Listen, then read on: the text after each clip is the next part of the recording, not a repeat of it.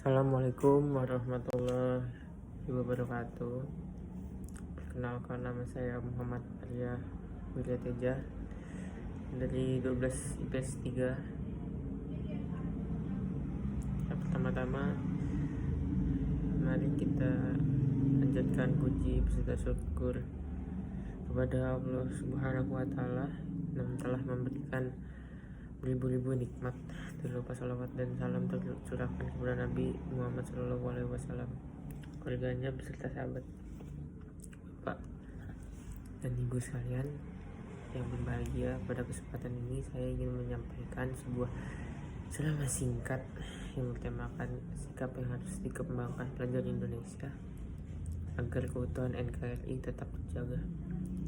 Bapak atau Ibu sekalian yang saya hormati, kita harus mengetahui bahwa Negara Kesatuan Republik Indonesia NKRI adalah negara yang majemuk. Kemajuan ini terlihat dari berbagai macam sisi, misalnya suku, bahasa, adat, istiadat, hingga agama. Justru dengan aneka ragam perbedaan tersebut memperkaya kebudayaan nasional yang sekaligus menjadi sarana untuk menyadarkan diri tentang pentingnya persatuan dalam menjaga keutuhan NKRI. Dalam menjaga, meski potensi sumber konflik cukup besar, namun rakyat Indonesia telah bertahun-tahun membuktikan bahwa kerukunan mampu diwujudkan di negara ini. Oleh karena itu, wajib hukumnya bagi masyarakat suatu bangsa atau negara, terutama para pelajar, yang untuk selalu mengembangkan sikap positif dan termasuk nilai kearifan bangsa agar keutuhan NKRI tetap terjaga selamanya.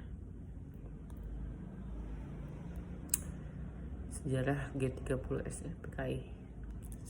Peristiwa G30 SPKI terjadi pada tahun 1965 dan dimotori oleh Dipa Nusantara Edit atau DNID, sang pemimpin terakhir PKI. Di bawah kendalinya, perkembangan PKI semakin nyata walaupun diperoleh melalui sistem demokrasi parlemen. DNID mendukung konsep Khrushchev, yakni jika segalanya bergantung pada komunis, kita harus mengikuti dengan cara perdamaian. Pandangan itu disebut bertentangan dengan konsep Mao Zedong dan Stalin yang secara terbuka menyatakan bahwa komunisme dikembangkan hanya dengan melalui perang. Sejarah berdirinya PKI tak lepas dari Social Democratic Vereeniging atau bisa disingkat SDP, partai kecil berhaluan kiri yang didirikan oleh tokoh sosialis Belanda yaitu Hendrikus Josephus Franciscus Maria Snevely atau dikenal dengan Henk Snevely. Di sini setelah itu B, ada kronologi peristiwa G30 SPKI. Gerakan yang diinisiasi dengan tujuan untuk mengkudeta kepemimpinan Presiden Soekarno ini terjadi pada Kamis 30 September 1965 malam. Malam itu penculikan terhadap 7 jenderal dimulai dengan rencana tiap target akan dieksekusi di tempat ketujuh. Target tersebut adalah Ahmad Yani, MT Haryono, D.I. Panjaitan, Suprapto S. Parman, dan terakhir ada Sutoyo dan Abdul Haris. Operasi malam itu dipimpin oleh Letkol Untung Sutopo yang juga menjabat sebagai Komandan Batalion 1 Resimen Cakrabirawa. Korban yang berhasil dieksekusi dibawa ke sebuah lokasi yang terletak di Pondok Gede dan kini dikenal dengan sebutan Lubang Buaya.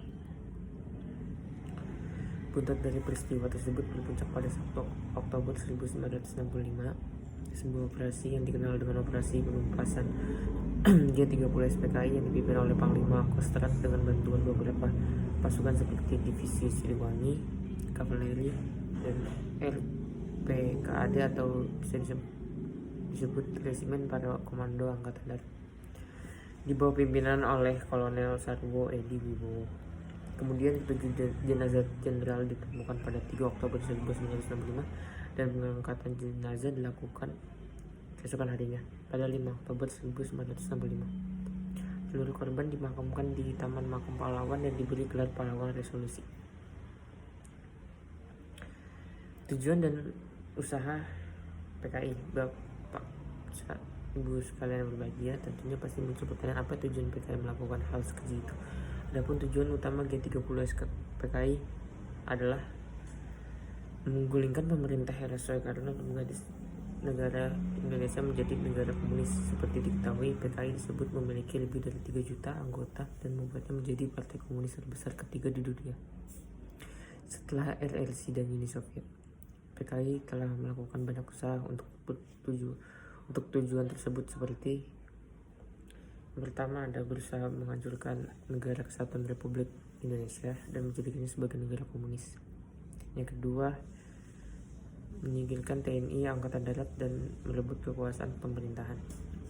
Yang ketiga, mewujudkan cita-cita PKI, yakni menjadikan ideologi komunis dalam membentuk sistem pemerintahan yang digunakan sebagai alat untuk mewujudkan masyarakat komunis, mengganti ideologi Pancasila menjadi ideologi komunis. Dan keempat, terakhir, budaya yang dilakukan kepada Presiden Soekarno tak lepas dari rangkaian kegiatan komunisme internasional. Latar belakang G30S PKI.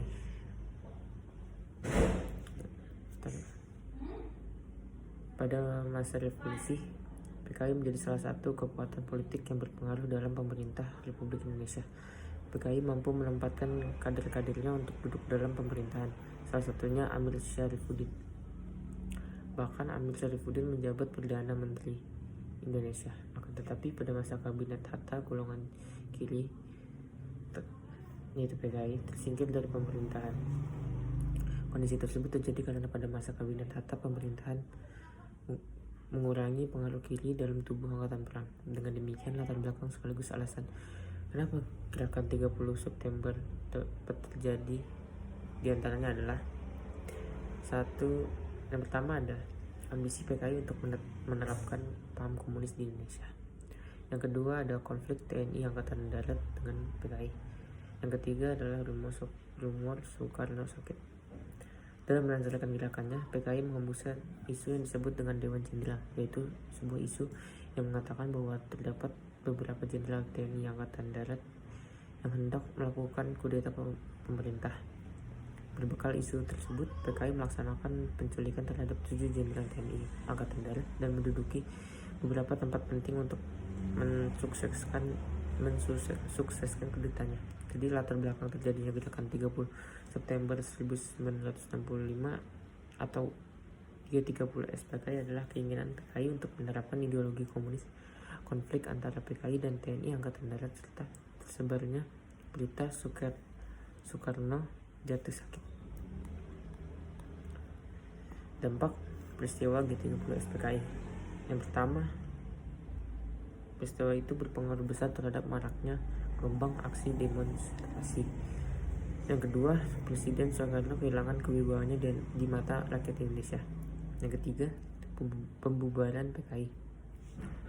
Yang keempat, pelarangan organisasi dan partai berhaluan Marxisme, Leninisme, dan komunisme hingga saat ini.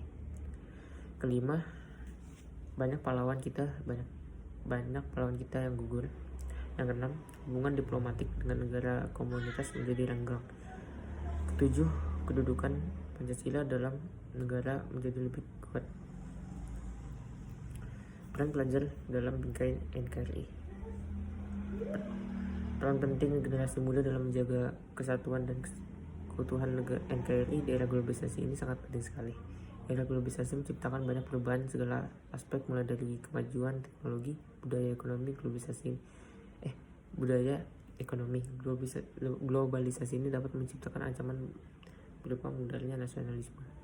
Untuk penjaga rasa nasionalisme, dalam hal ini berbicara mengenai rasa nasionalisme bangsa Indonesia yang mana mempunyai dasar negara Pancasila, maka cara yang dapat diamalkan untuk mengimplementasikan nilai-nilai nasionalisme di kalangan generasi muda adalah satu, bisa dilakukan dengan membuat vlog dan akun media sosial lainnya, di mana generasi muda sekarang merupakan generasi yang dipengaruhi oleh kecepatan teknologi dan media.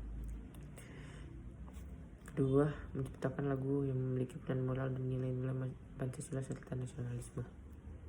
Dari pernyataan di atas dapat dijabarkan bahwa peran generasi muda dalam menjaga kesatuan dan keutuhan NKRI dengan mengimplementasikan rasa nasionalisme dalam diri mereka masing-masing. Implementasi peran generasi dalam menjaga keutuhan dan kesatuan dapat diaplikasikan dalam lingkungan keluarga, sekolah, masyarakat, dan bangsa dan negara. Perilaku-perilaku dapat dilakukan dengan cara menjaga kerukunan antara anggota keluarga, bersikap nasionalisme dengan cara mengibarkan bendera merah putih di depan rumah pada hari-hari besar nasional dengan baik dan benar. Yang ketiga, ada mengamalkan sikap kepedulian terhadap sesama di lingkungan sekitar. Dalam menjaga kesatuan dalam bermasyarakat, peran generasi muda sangat penting apabila melihat masalah atau ada sesuatu yang salah yang ada pada di sekeliling lingkungannya. Sebagai pemuda haruslah memecahkan masalah tersebut dengan solusi dengan yang baik, tidak mengabaikan atau bersikap acuh pada permasalahan atau kerusakan tersebut. Dan pada akhirnya pemuda penerus bangsa merupakan generasi yang nantinya akan memberikan perubahan terhadap tatanan kehidupan suatu bangsa. Masa depan kesatuan dan keutuhan terletak dalam kualitas dari generasi muda. Peran yang dapat dilakukan bagi generasi muda saat ini sebagai generasi penerus bangsa adalah mengimplementasikan perilaku yang dapat menjaga keutuhan dan kesatuan seperti yang dipaparkan di atas. Dan itulah sekiranya yang dapat saya sampaikan hari ini. Semoga kita selalu dalam lindungan dan rahmat yang dianugerahkan oleh Allah Subhanahu wa Ta'ala. Saya harap apa yang saya sampaikan hari ini bisa bermanfaat bagi kita semua. Jika terdapat kata-kata yang berkenan di hati, saya mohon maaf. Akhir kata saya ucapkan wassalamualaikum warahmatullahi wabarakatuh.